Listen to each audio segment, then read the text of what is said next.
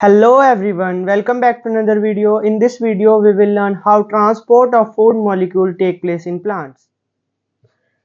So let us start with our topic transport of food in plants. Food और food के साथ साथ कुछ अदर सब्सटेंसेस होते हैं जो कि हमारे हार्मोन्स होते हैं। कुछ अदर सब्सटेंसेस कौन से होते हैं जो हमारे होते हैं हार्मोन्स जो हैं इसी के साथ फूड के साथ मिक्सअप होके प्लांट के अंदर ट्रैवल करते हैं। अब हमें पता है फोटोसिंथेसिस के द्वारा फूड कहाँ पे बना? फूड बना हमारी लीव्स के अंदर। फूड कहाँ है? लीव्स के अंदर है। Food made by leaves is in form of simple sugar, और जो बना है वो सिंपल शुगर कौन सी शुगर? सिंपल भी स्टार्च की फॉर्म में स्टोर होता है। अब स्टार्च की फॉर्म में ये स्टोर हुआ है, अब इसको ट्रांसपोर्ट कराना है। और हॉर्मोन्स जो हैं हमारे, कई बार कुछ हॉर्मोन्स अब नेक्स्ट चैप्टर में डिस्कस करेंगे कि कुछ हमारी टिप पे बनते हैं, कुछ हॉर्मोन्स हमारी शूट की टिप पे, रूट की टिप पे बनते हैं, लेकिन वो ट्रैवल जो है all over the body of the plant के अंदर ट्रैवल होते हैं। तो उनको ट्रैवल करने के लिए भी क्या चाहिए होता है? आपका ट्रांसपोर्ट मैकेनिज्म। तो ट्रांसपोर्ट मैकेनिज्म अब हम इसमें डिस्कस कर रहे हैं। अब जो फूड बना है उसको ट्रांसपोर्ट कौन कराएगा? हमारा फ्लोएम उसको ट्रांसपोर्ट कराएगा। फूड एंड अदर सब्सटेंसेस हमने पिछली क्लास में भी बात की थी कि इनको कौन करता है? फूड और अदर सब्सटेंसेस को ट्रांसपोर्ट कौन? हमारा फ्लोएम करता है। क्या? हमारा फ्लोएम। तो अब हम इस फ्लोएम को डिस्कस करते हैं। अब एक स्पेशल टर्म आती है translocation. Translocation is nothing but just the process of, या फिर हम transport of food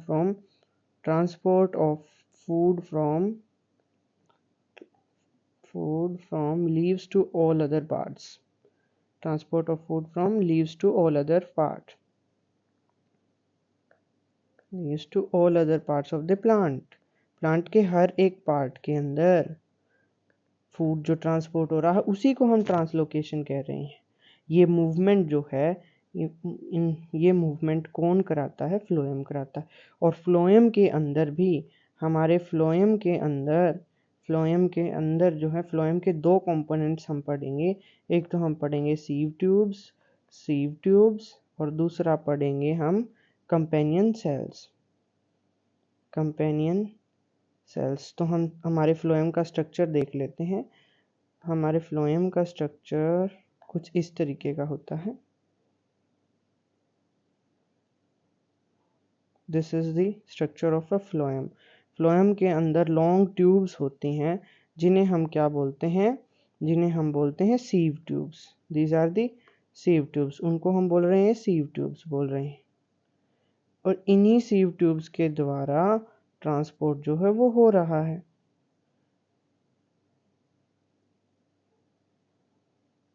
These sieve tubes are responsible for the transportation. और साथ में इनके साथ हेल्प कौन करा रहे हैं? कंपेनियन सेल्स करा रहे हैं। कंपेनियन सेल्स इनकी हेल्प करा रही हैं। Sieve tubes main functional unit होती है। अब मूवमेंट जो है ये रेगुलेट करती हैं किसकी मूवमेंट को? दिस रेगुलेट्स फूड मटेरियल की मूवमेंट को रेगुलेट करती हैं। फूड मटेरियल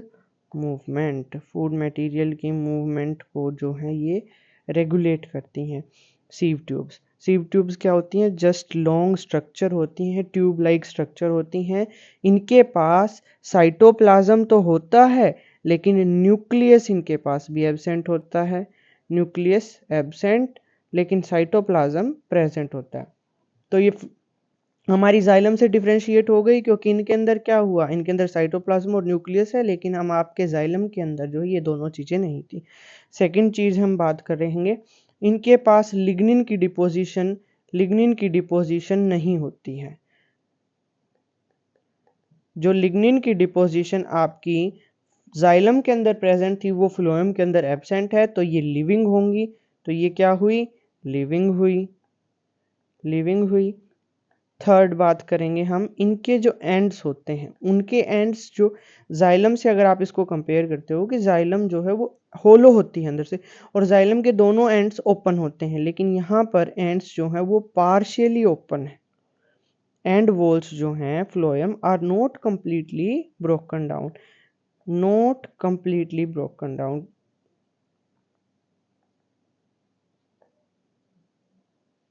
वो पूरे तरीके से नहीं टूटी होती, वो पार्शियली कहीं कहीं से ब्रेकेज होती है, जहाँ से फूड जो है सिर्फ फूड की फ्लक्चुएशन और मूवमेंट होती है।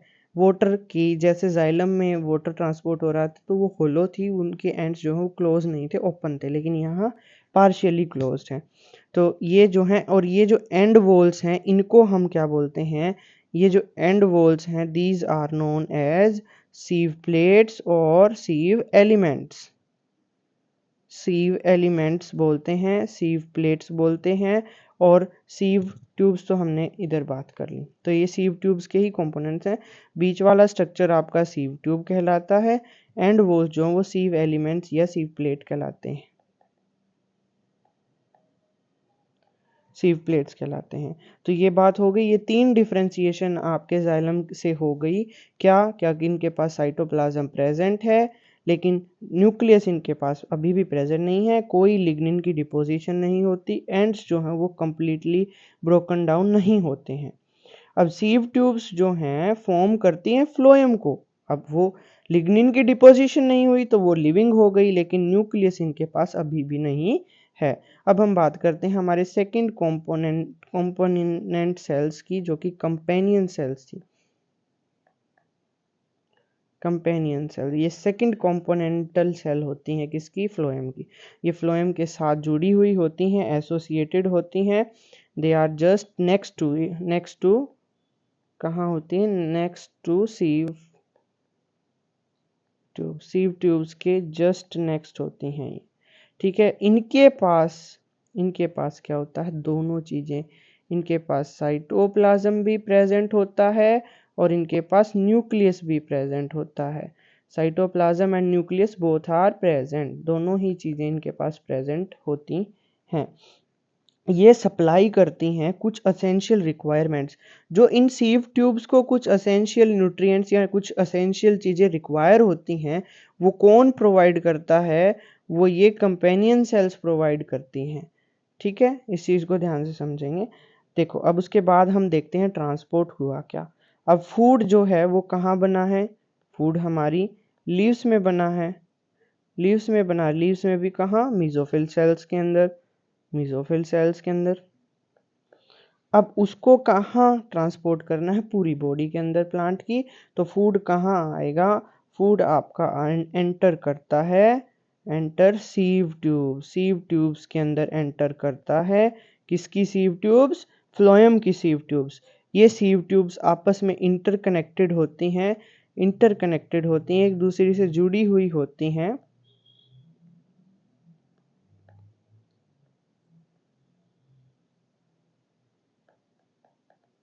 इंटरकनेक्टेड होती हैं और ये ट्रांसपोर्ट करा देते हैं इसको to all parts of plant, all parts of plant के पास ये फूड को पहुंचा देती हैं।